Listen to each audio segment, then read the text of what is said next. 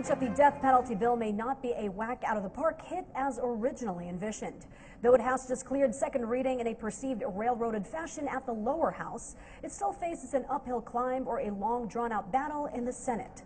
For whatever it's worth, proponents of the bill will meet stiff resistance, even as lawmakers from both chambers have expressed reservations or outright rejection over the watered-down version of the proposed bill. This report. Kung may karapatang mabuhay ang mga halimaw sa lipunan, may karapatang din mabuhay ang mga inosenteng tao. Ngayon, mamimili ang Estado sinong dapat buhayin, ang mga inosenteng mga Pilipino o yung mga halimaw sa lipunan. The Public Attorney's Office believes that it is time to bring back death penalty in the country, especially with the increasing number of heinous crimes. Pero, kung kailangang ipagtanggol ang sino mang maakusahan, ipagtatanggol natin, ipatitigil natin ang bitay sa taong yun. Kahit single doubt lang ng kanyang culpability, dapat huwag mo sabitayin. Single doubt, sabihin may pagdududa. But PAO Chief Presida Acosta acknowledges that the death penalty bill preys on the poor. She said they are ready to defend the poor people who will be victimized if the measure will be passed. Even if House Bill 4727 has already hurdled second reading, congressmen are still divided on the issue. If they are found really na violating this heinous crime, especially dun sa drug-related cases, dapat ang pagpapatupad ng batas or kung kinakailangan sila ay mabitay quickly and swiftly.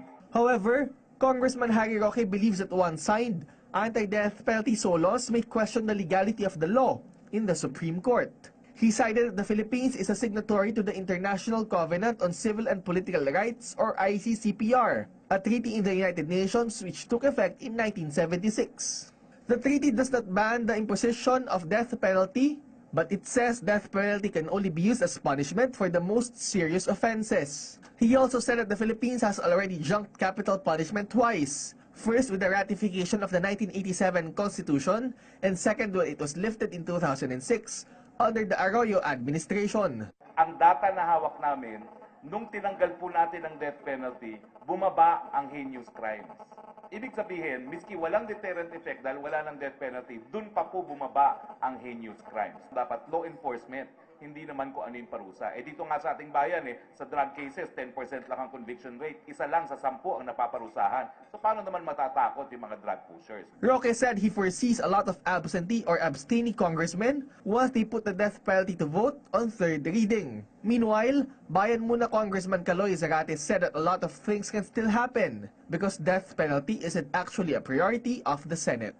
I cannot really understand if those who are pushing for the death penalty bill, if they have the numbers, then wala silang dapat katakutan. No? Hayaan nila na magpahayag yung mga membro natin dito sa Kamara. Sa studio, si Attorney Presida Rueda Acosta, Public Attorney's Office, at your service. Attorney, good morning. Magandang umaga po, ma'am. Magandang umaga po sa inyong lahat at sa ating po mga kababayan, Luzon, Visayas, Mindanao, Global, sa ating mga OFWs. Yes, universe. Anyway, Attorney, may pangalawang pagbasa na dyan sa Kongreso at hopefully lusot na po yan sa Kamara. Death penalty. At nakatutok lang tayo dyan sa drug-related cases. Pag may opinion nyo po doon. Nagpapasalamat po ako sa lower house sapagkat merong insertion ng Section 8 na kung saan ang Solicitor General o ang Chief Public Attorney ay pwede pong mag-recommend sa ating Pangulo ng pag-suspend ng execution o kaya ay pag-reprieve. Ayan. At magpagpapatawad. So napakagandang safeguard po yan. Kung sakali may pagdududa po ang Public Attorney's Office sa culpability ng isang death convict, ay pwede pong mapigil ang bitay. So ang ganda po niyan. Ang ganda, tuntua po ako nung makita ko po yung in-insert nila, nila Kong Pariñas, ni Kong Umali, at nung iba't iba pang mga proponents niyan. Section 8 po yon. Kaya kung matutuloy po ito at talagang aaprobahan ng ating Kongreso, ay makakaasa po ang ating mga kababayan kung sino man po ang malalagay sa death row, ay gagawin po namin lahat ng paraan para mapag-aralan ang kanilang kaso. At kung talagang may pagdududa, a single iota of doubt, ay dapat po ay susulat tayo sa Pangulo o tatawag para po huwag ituloy ang pagbitay. Ang iniiwasan po dito, yung nabibitay kung sakasakali po, yung mga mahihirap lang po, yung walang pera, yun ang mga argumento ng kumakalaban po dito. Handa po ang Public Attorney's Office ngayon kasi may empowerment po tayo, human resource capability building. Iniisa-isa ko po ang mga region ngayon at talagang inihahanda natin sa pagpasok ng death penalty muli dahil kailangan po magagaling, mahuhusay at maging ang special na appeal division po natin ay nagtalaga po tayo ng magagaling na mga abogadong galing sa hindi lang sa mga University Belt Schools, galing Ateneo, UP, Sambeda, UST at iba pa pong magagaling na mga eskwelahan. At natutuwa po ako dahil sa Paulo, Republic Act 9406, napalakas po ang sweldo, napataas, upgrade. Okay. Dati po ay talagang kung sino lang po yung walang mapasukan, yun lang po pumupunta sa PAU. Ngayon po hindi. Mga top notcher, mga top students, nandiyan po. At sa Ateneo, dami pong pumapasok at UP, Sambeda, at UST, yung mga talagang nandus lagi sa top notcher. At ito po ay magandang simula, kaya yung Paulo po na yan, ay pinaglalaban po namin, nalungkot lang po kami. Ito pong si Senator De Lima, may ginawa pong bill. Ay mukhang pinahihina niya po yung PAW. Meron po siyang bill biglang sinampa bago po siya maaresto. Ano po yun? Ay ang sinasabi, yung daw PAW chief na susunod, dapat dadaan sa JBC.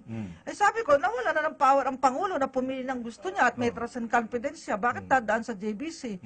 At hindi na pwedeng sumuporta ang local government units sa aming mga opisina. So parang hihina po yung ating opisina at magkakaroon di umano ng term na 6 na taon lamang magsisilbi ang PAW chief. Okay. Dean Hamon, good morning po. Good morning. Nandiyan si Dean Hamon. Good morning. Good morning, ma'am. Kumustahin natin yung kasong napanigan yata. Partner. Ito, ma'am, yung mga PAW retirees, nanalo po sila. Doon at pinaparelease sa DBM yung mga ano po nila, yung kanilang payment sa pagka-retire. Napapasalamat po tayo kay Judge Maria Hilda Loha Pangilinan. Anak po yan ni Judge Guillermo Loha ng Manila. At yan po ay si Judge nagtrabaho din po di umano sa court, sa Supreme Court. At nagtrabaho rin sa Ombudsman. At talagang mapakagaling pong judge. Alam niyo kung sino pinaresinta namin testigo dyan? Si Senator Juan Ponce Enrile bilang author sa Senado ng Paulo. Sa lower house naman ay si Congressman Teddy Casino at iba't iba pa mga testigo. Mga 7 po yung pinaresinta namin. At ito po ay sinampa, hindi laban sa DBM ngayon, kundi DBM ng nakaraang administrasyon. At si former Secretary Florencio Boots Abad po ay aming idinimanda. Pasensya siya, bakit hindi kasi niya binayaran? Napakalinaw po ng batas. Ay yung iba po, 10 po ang nasa ospital, 5 na ang namatay nang walang pambayad sa gamot, walang pagkain. Ay isipin nyo, hindi binayaran ng retirement gratuity. Samantalang ang GSIS, yung counterpart nila sa amin, nabayaran. Pero minimal lang po yun. Pero nagmakaawa na po ako sa kanila noon. Talagang tigib ng luha at hinagpis. Kaya po ako ay nung bago po bumaba ang nakaraang administrasyon, ay sabi ko, walang magagawa. Ididimanda natin talaga ang DBM at ang si Secretary Abad. Kala po siguro nila ang mga hukom ay hindi papanig sa tama. Ay papanig po, rule of law po Yung po ang gusto ng ating Pangulo ngayon, rule of law. Proteksyonan ang api, proteksyonan ang sambayan ng Pilipino. Sino pa mag-aalaga sa mahihirap kung ang mga lawyers pagtanda walang retirement? Okay, sige. Ibabalik ko daw yung Oplan Tokhang ng PNP, ma'am. Yung paano na po dyan? Ang akin lang pong payo sa ating mga Apo. kapulisan, sundin ang PNP Operations Manual. Ayan. Meron po yan. Kung sakaling nalalaban, incapacitate lang. Kasi yung kailangan tamaan sa balikat o kaya sa kamay, sa paa. Yun po yun. At talagang gampanan ang kanilang tungkulin ng maingat para po talagang kung sakaling talaga wala nang magagawa, ay maunawaan ng taong bayan na ay nanlaban. Talagang nanlaban. Pero yan po kailangan, dahil napansin ko mukhang lumalakas na naman po ang mga zombie ng ating lipunan Kaya tama lang pong ibalik yan ng may pag-iingat ang ating kapulisan. Yan. Attorney, yung sa Tanay naman, maraming nakita sa nakarang hearing sa LTFRB na parang hindi pala sa Tanay, sa Subic daw pala nakalagay doon sa papel. And then yung iba daw nagtatago na mula sa Beslan. Ay naku, kahapon nakita ko po at nakasalamuha ang mga biktima, ang mga survivors at ang mga namatayan. 15 po sila nasa opisina mahigit. At sa March 8, 9 o'clock may hearing po sa LTFRB. At sa darating na mga araw, meron po kami sineset na mediation. Kasi pag civil aspect, may mediation po talaga yan kahit sa korte. At mga kaasa po ang ating mga kababayan na magkakahustisya po sila at ipaglalaban namin sila. Yan yung may estudyante. Naku, bakit yung bus pala ay bus ng kamatayan yung kanilang sinakyan. So, at ang aking inassign po na panel head ay yung kapatid nung isang namatay sa Florida bus, si Attorney Mariel Baha. Yung kasama ni Tado, yung Tado na artista po. namatay din yun, si Opo, Tado. opo. At siya po ang lead counsel at kasama po niya yung 4 pa natin magagaling sa civil cases. At handa rin tayo mag-file ng criminal cases, administrative cases, kung kinakailangan, para po panagutan ng eskwelahan, ng Harana Bus Company, ng Panda Bus Company, ang kanilang pananagutan. Kapag minamatay pong pasahero, ay may presumption ng negligence po, ayon sa ating civil code. So may criminal, no? Negligence. Opo. Criminal liabilities din. Meron. Okay. Tanong ko na si Ma'am. Ma'am, yung pong sinabi nitong Human Rights Watch, ano pong masasabi ninyo? Ay dapat po, sa akin, ako po, isang human rights lawyer po. Opo. Ako po ay sinasabing modesty aside, eksperto sa human rights and legal aid dahil lagi po akong expert ng UN. Sa Vienna, lagi po tayo. Ang masasabi ko po, ang human rights ay hindi para sa mga akusado lang. Ang human rights po ay para sa sambayan ng Pilipino, sa nakararaming Pilipino. Kung yung 4 na milyong contaminated ng droga, may human rights po ang 96 million Filipino people laban sa mga zombie sa ating lipunan. Bakit pagka ang namamatay ay akusado o kriminal, talagang ipinagbabandila na sa buong mundo? Bakit pag ang pulis ang napatay sa kanyang pagganap ng tungkulin, wala man lang pumuri sa pulis, wala man lang magbigay ng kumpabuya sa pamilya. Opo yan. Bakit ganon? Pag ang sundalo ay napapatay sa pakbakan, bakit parang walang kwenta ang sundalong ito? Pero tingnan po natin yung karapatan, yung humanity, yung human rights ng mas nakararaming Pilipino na gusto ng kapayapaan, katahimikan, at maligtas sa mga halimaw ng lipunan. Gusto yata nila protektahan yung mga mga drug lords. Hindi yung mga inosenteng sibilyan. Oy, congratulations pala kay Mayor Inday Sara Duterte. Ay, kay Kay Stonefish. Stonefish. Saan yung video natin? Labas nyo. At saka, Attorney, congratulations again. Women's Month ngayon. Okay. Ano po Opo. ang mensahe nyo sa ating mga kababaihan?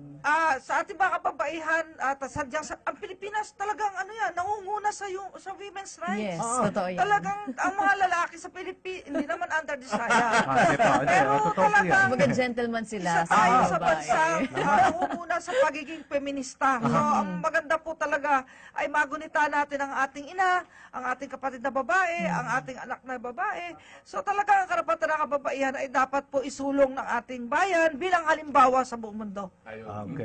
Yan. So, mensahe nyo po. Sayang, lahat tayo oras, attorney. Pero message na Last po na message. nais nyo iparating sa ating mga kababayan. Sa ating po mga kababayan, patuloy po tayo makipagkaisa para sa isusulong ng katarungan, kapayapaan at katotohanan sa ating bansa. At ako po'y nananalangin sa gabi-gabi, matuloy na sana ang peace process para wala na pong rebelde, wala na pong Pilipino laban sa Pilipino. Ay sadya namang matitigil, bakit naman kasi may napatay ng mga sundalong bata na nagwi-withdraw lang sa ATM, mali naman po yun. So, unawain din ang kabilang panig, karapatan po ng ating Pangulo na itigil muna pansamantala ang usapang pangkapayapaan. Pero ako'y nananalig, diyan po patungo ang ating bansa para hindi na tayo mahuli sa ibang bansa. Maraming salamat po, Attorney Persida Rueda Acosta. Salamat. Bumabata ho kayo lagi. Ma'am, nakikita kita parang patras Parang yata walang edad nyo. hawak na kaso, no? Sikreto ko, Paano po? naglalaba. Sa bahay. Yung sikreto ng mga nanay nung araw, sir, di ba? Walang aerobics, walang gym-gym. Alam mo, malapit na maging Supreme Court Justice ang ating... Hopefully, ma'am. Oy, congratulations. Hindi ako sinasama yata sa listahan. Ahil na sa akin eh. Hopefully. Thank you again, ma'am. Maraming salamat po. Mabuhay ang sambayan ng Pilipino. Okay, Attorney Persida Rueda Acosta.